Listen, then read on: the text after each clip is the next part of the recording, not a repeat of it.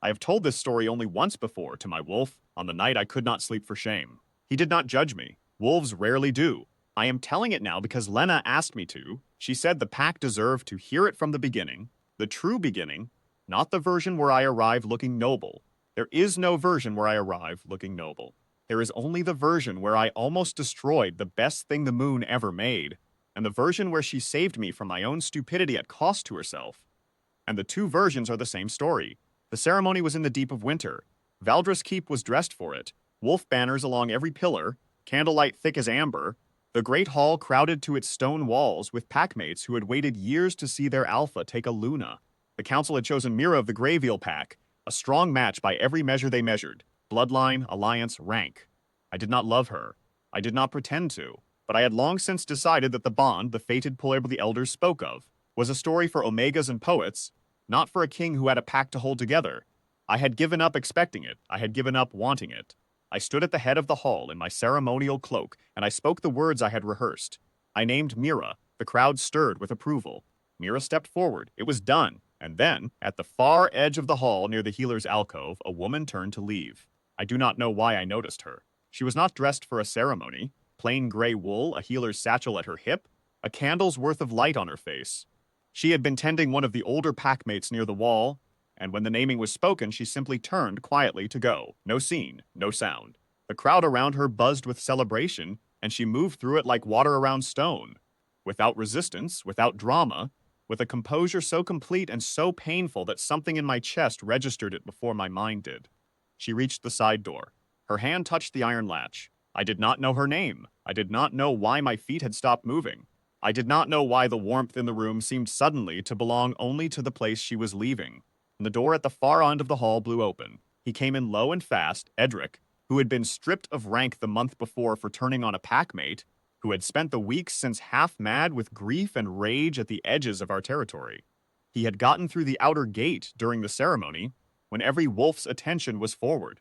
He was in human form, but his eyes were not human. They were the flat, absent eyes of a man who has broken past the point of reasoning with. The crowd lurched backward.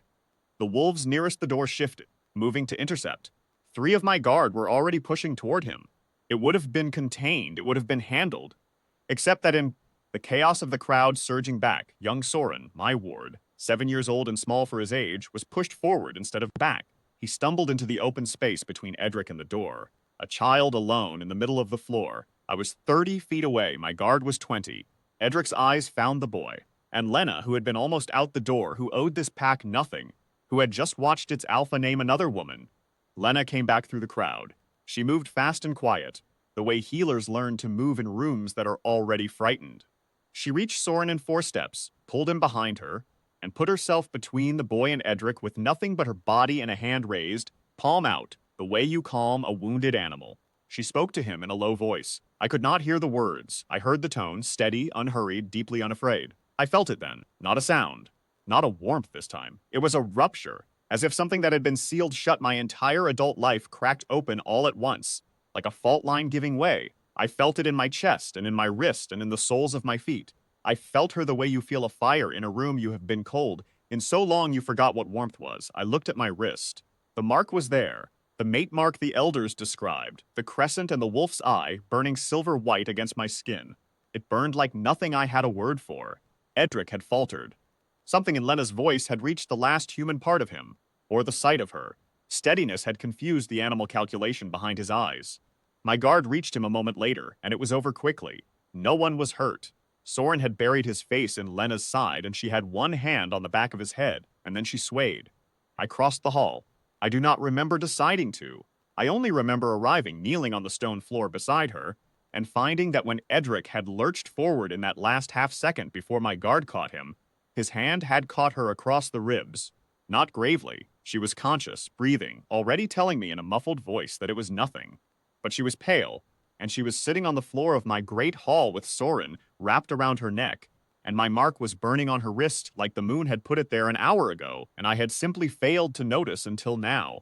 I looked at her wrist, then I looked at my own. She followed my gaze. She did not speak. The hall had gone quiet. The celebration, the music, the crowd's warmth, all of it had stilled, the way a room stills when it senses something larger than itself happening in the middle of it. Miras had stepped back. I did not see this. Someone told me later. I was looking at Lena. I had rejected this woman an hour ago. I had not known I was rejecting her. I had not known she existed in the way that the mark on my wrist now insisted she existed. That is not an excuse. A better king would have known. A better man would have felt what I felt at the door the moment I stood here before the ceremony, before I opened my mouth and named someone else, and made it real in front of everyone who trusted me to know my own heart. I had not known my own heart. She had apparently been carrying hers quietly for some time. I took her hand, the one with the mark. She let me. Your name, I said. My voice was not the voice I had used for the ceremony. There was nothing ceremonial left in me. Lena, she said, I tended your wolf last autumn. You were not in the keep. I had not been in the keep. I had been at the northern border all through the autumn, and she had tended my wolf alone, and my wolf had apparently not thought to mention any of this to me. I know what this is, I said, meaning the mark, the rupture in my chest, the silver light still fading from both our wrists. I know what it is as well, she said. Soren had turned his face up to look at her. He had not loosened his arms. I said her name before the pack. I said it the way the old words require, not the council's formula, not the ceremonial phrasing I had used an hour ago with a kind of hollow competence. I said it the way you say a thing when you mean it to last. I told them who she was. I told them what the mark meant and what I had nearly done and what I understood now that I had not understood before. The mark had the grace to burn in front of a room full of witnesses. The council was silent. Mira, I was told later, was the first to bow. She said afterward that she had seen the mark and there was nothing to argue with. I think she was also, privately, relieved. The pack bowed the way a tide moves, not all at once, but with a weight and a completeness that left no part of the hall standing. Lena, still on the floor with my ward's arms around her neck, looked up at me for a long moment. The hall held its breath. You are certain this time, she said. The room was so quiet I heard the candles. I have never been certain of anything the way I am certain of this, I said. She considered that. She was a healer. She was accustomed to making assessments calmly, even with a cracked rib and a child attached to her and a pack watching. Then she said, all right, and let me help her to her feet. She has never once let me forget that she said all right, rather than something warmer. She says it was accurate. She is not wrong. Soren did not let go of her for the better part of an hour. I did not let go of her hand for the rest of the night. The mark did not fade. It settled, the way marks do, into something quieter and permanent. A silver trace on both our wrists that the pack's healer confirmed the next morning was as deep and as real as any she had seen in 40 years of practice. I had stood in my own hall and rejected my fated mate without knowing her name, and she had walked back through the door she was leaving through and put herself between my ward and a danger she had no obligation to face.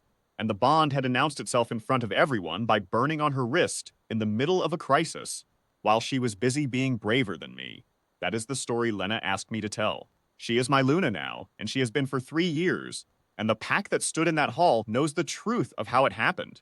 Not the proud version, but the real one. Soren still tells people that she saved him first, and the Alpha King arrived after. He is 7. He is not wrong about the order of events. I have stopped trying to correct him. Some things deserve to be remembered exactly as they happened,